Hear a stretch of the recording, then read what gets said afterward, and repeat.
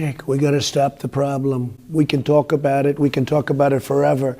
There's a real problem, and it's called radical Islamic But are you making terrorism. it worse? Is the Wait a question. minute. And we have, look, what's worse? Is it worse when they shoot 14 people and kill 14 people and many others laying in the hospital?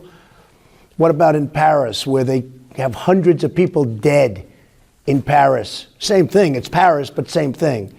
And many more people going to die. They're laying in the hospital practically dead. We got to stop the problem. There's a real problem.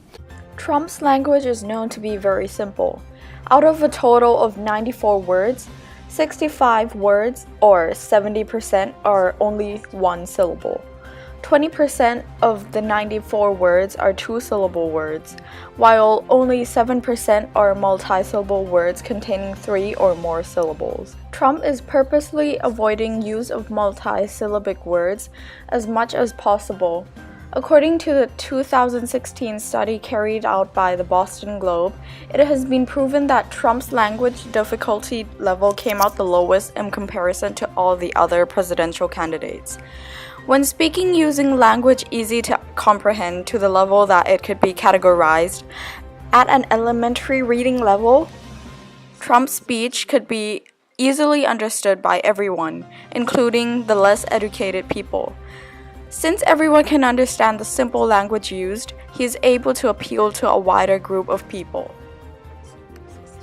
Responding to his use of short, simple vocabulary, he also avoids utilizing complicated sentence structures, while only stating very clear, short, and to-the-point sentences, like, We got to stop the problem. Same thing. It's Paris, but same thing. It's a real problem.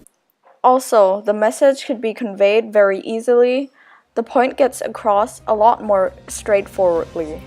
Trump always ends strong. Psychological studies show that audiences can only remember up to around 7 things from a speech. The human brain cannot grasp everything that's said in a speech. We don't have an easy time dealing with complex facts and figures. It's simple ideas that take roots and stays in our brains. Trump shows his words and structured his sentences wisely by constantly ending his sentences with his punchy words, which helps create a more powerful effect. We got to stop the problem. People dead. Radical Islamic But are you making it terrorism. worse? People practically dead. These are the words that will stay in the minds of the listeners. He grasps control of the audience's attention by constantly asking rhetorical questions. Look, what's worse? Is it worse when they shoot 14 people and kill 14 people and many others laying in the hospital? This prevents the audience's attention to drift away from him by initiating and making them think along with him. Trump has a habit of saying they and we. He attacks they or them, while using we to refer to the victims and people noticing the threat. It unites the people by making them feel powerful. It makes them feel as if Trump will always be on their side. And many more people going to die. Over here, notice how he uses many more instead of stating a specific number of deaths. The rhetorical effect of doing so is initiating imagination in the audience's mind. Because our minds naturally expect the worst, it gives his speech more power and effect. Where they have hundreds of people dead, people going to die. They're laying in the hospital practically dead. We got to stop the problem. There's a real problem. There's a real problem.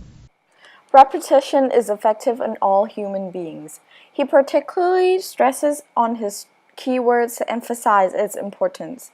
Also, from a political view, by keep repeating the fact that the nation is having a problem, he is trying to hint the fact that there are problems occurring in the current America because of the current rule of the current president.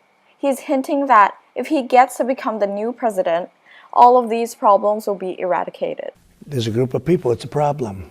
And everybody knows it's a problem. And nobody wants to talk about it.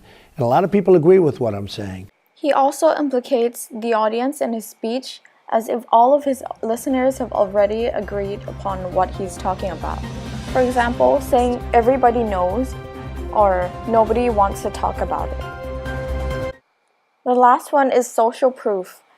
The impression he wants his audience to have after listening to his response is that everybody in the whole world thinks he is correct.